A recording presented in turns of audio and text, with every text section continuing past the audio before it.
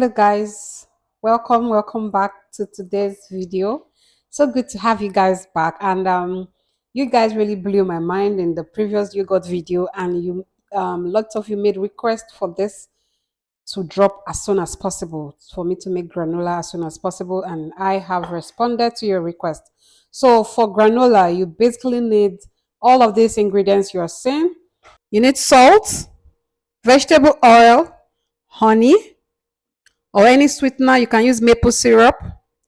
We need the oatmeal, which is normally the rolled oats, or some call it old fashioned oats. You need cashew nuts. You need almond, coconut flakes. You need spices. I'll be using cinnamon spice, allspice, and ginger. So you also need your mixing bowl, okay? You need measuring cups. These cups comes in a set, so you can get them from any baking store where they sell baking items. It comes in a set, okay? Comes in a set like this. There are so many of them. So this one is written 1 cup. Can you see it? This is how they inscribe on all the cups. This is 1 cup. This is half cup. Can you see it? So this is how they are all written. And this cup comes with a set of measuring spoons too. This one is 1 tablespoon. You can see it's written 1 TBSP. 1 tablespoon, there's half, and so on, teaspoon. So it comes in a set. I remember somebody asked me a question on the yogurt video that if the cup measurement varies and all that. I said no, that is a standard measurement. As long as you have the same measuring tools, cups and all that, you're going to have the same measurements and the same outcome in your final product. Please kindly note that this is not a fixed recipe. What I mean is that you can introduce as many types of nuts and seeds that you like. So if you like pumpkin seed, um, flax seed, chia seeds, and even dried fruits, you can use them for your granola, okay? But for the sake of business, you have to do your plus and minus in your expenses so that you can know if you're going to make profit, or if people can easily afford your products or not, or if your products, your selling price can compete with the market price. So you have to use your brain in what you use for your granola. So we're going to get right into it. So I normally start with the dry ingredients.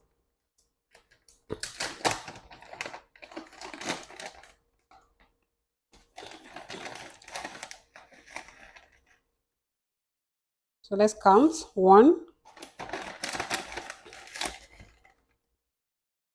2,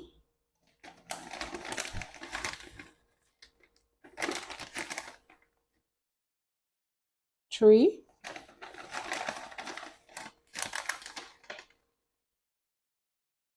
4 cups.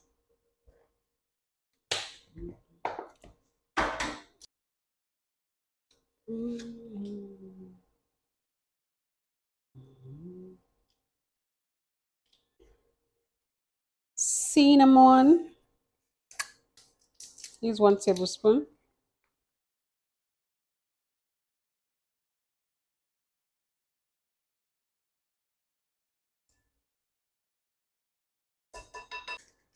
The allspice, add 1 tablespoon.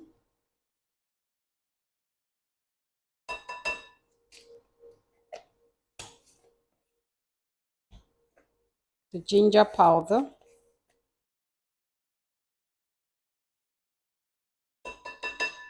half tablespoon. So what you do now is to combine all of this together. For this one, I'm going to be using the oven method. So I'm going to be doing another video where I would use the frying pan on the gas cooker so that You can also make it if you do not have an oven. Okay, so don't worry. I am going to show you how to use a frying pan in another video. Okay, you know I have you all in mind. Everybody must prosper in one or two businesses this year. Okay, so that is well mixed. That's well mixed. So I'm going to be measuring the almond nuts. So what I do is I chop mine into halves, into two. I'm going to be adding 1 cup.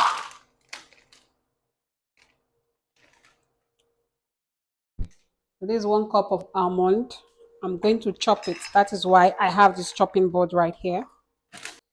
See? I'm going to be cutting them into halves. Okay. Please, for this almond, I made a mistake initially. I measured 1 cup, so I've reduced it. It's supposed to be half cup of almond, okay? Not 1 cup. So I've finished chopping it into two. So this is the almond, then this is 1 cup of cashew nuts. Okay. So let's get down with our wet ingredients.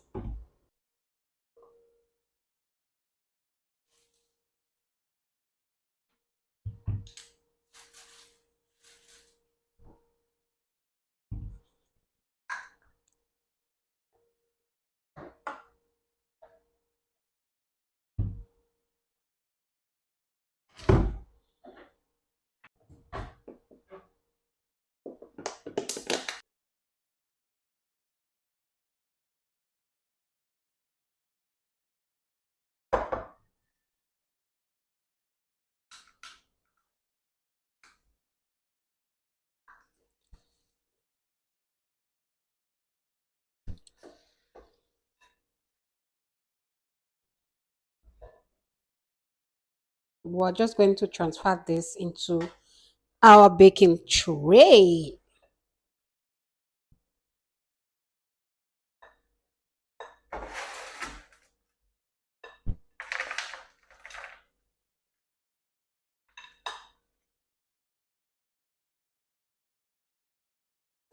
So this spatula is actually very helpful. So I advise you get a spatula. It's silicone, it's like rubber. Please try and get one. It makes the job very, very easy. Okay. So I just spread it so I can bake very, very fast. So always remember that I normally give you guys the smallest unit of a recipe. So when you want to do bulk, all you have to do is just to multiply that recipe times 2, times 3, times 4, times 5, and it goes on and on. Okay. So you just keep multiplying, just do a little mathematics, and that is it. I'm going to put this into the oven and I'll show you guys the results. See you guys very, very soon. And you can see that coconut is there because I'm going to put it when it's almost baked, like almost ready. I don't like it golden brown. So I just like it to toast a little so that the flavor, the aroma would come out.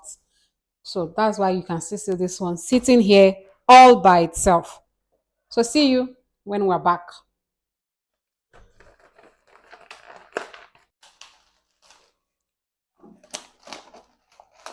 So I'll be adding 1 cup. If it's for your personal consumption, you can add this whole packet and enjoy your life. But for the sake of business, we are minimizing so many things so that we can make profits, right? So I'm just going to put this back into the oven for just few minutes, and we are back. Okay, check out this granola.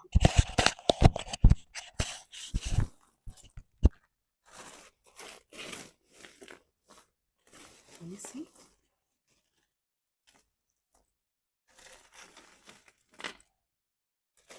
So, so when you're making this, once it's out of the oven, you know it's going to be very hot. Just allow it to cool down for some minutes, not completely cold. It should still be a little warm, okay? I advise you package it at that point that is, still a little bit warm so that it can maintain the crunchiness.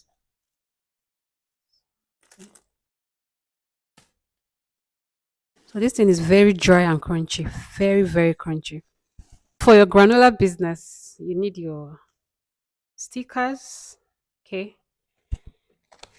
I normally use pouch. So you can use any packaging pack that you like. If you want to use a container, it's fine.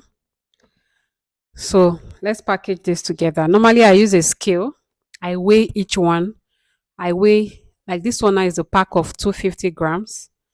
So I normally have a scale that I use to weigh the granola. So I normally will pack this on a scale, weigh it in a container first, then I empty it into this pouch. But right now, I couldn't lay my hands on it, so I'm just going to fill this to the point that I know that I normally gauge it for 250 grams, and I will show you guys right now. So I just fixed my sticker now. Just fix it now. So I'm going to just fill it up.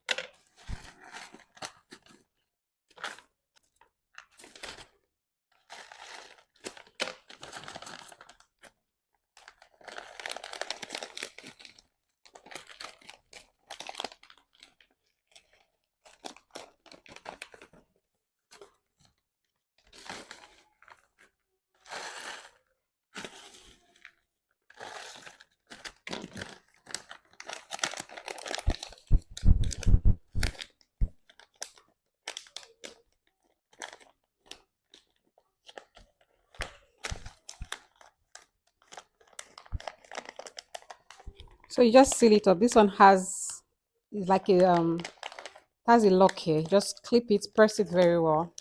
Then the advantage of this pouch is that you can also seal this place. So nobody can actually tamper with your product. So when a customer buys, they have to tear this. They have to tear this through before they can have access to the granola inside.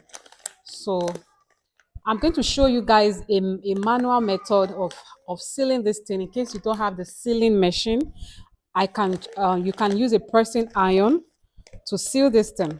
When I just started, that was how I was using to seal my granola pouches. Okay, you have to just start from wherever level you find yourself in this life. You don't have to say you don't have the machine, so therefore you won't be able to do anything with your life. So I'm going to show you guys how to use the pressing iron to seal this, and you are good to go. So this is our granola sitting pretty in a supermarket. So this is how I supply mine. See, it's really, really nice. Very nice. You can see this pouch now that it has, the mouth is open like this, right? The mouth is open like this. So by the time we are done sealing it, it will be closed. So what you need is a sheet of paper. Put it in between like this. Just put it in between. And then get your hot pressing iron and just iron it.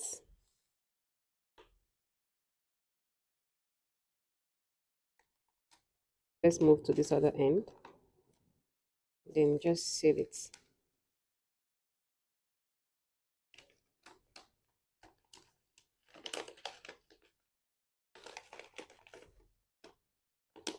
So we are done sealing this right now.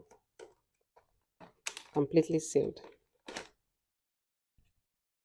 This one I'm pouring into this jar is the one I'm going to be eating in the house. Because when I was done yesterday, I transferred some into this empty pack and into this pack. So I'm just showing you guys different ways you can store up your granola. Just make sure it's in an airtight container. That's all. And it will remain crunchy for months. As long as it's airtight, it will remain crunchy. This is a great way to store up your granola as well. You can see. So yummy. This granola is super delicious. Try it and let me know. Kindly like this video for me. When you do so, the algorithm pushes my video to more people that need this idea. Okay. So let me put some in my mouth so that you see how crunchy this thing is. See how crunchy it is. I hope you can hear the sound. Hmm. Mm, which is good. Try this and get back to me. I'm not making out. Try it and get back to me.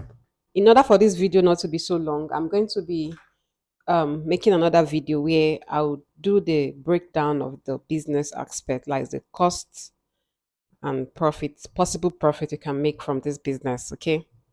So I'm going to do that in another video. Same with the yogurt business. I'm going to do another video to really break down, like take the cost, the items one by one and show you how to calculate, because most people don't know how to calculate their costs. Okay. So you need to know how to do that and how to make profit as well. So thank you guys for watching. So I hope I've been able to inspire you with this business. It's a very good business that you can start from your kitchen. All right. All the best. God bless you guys.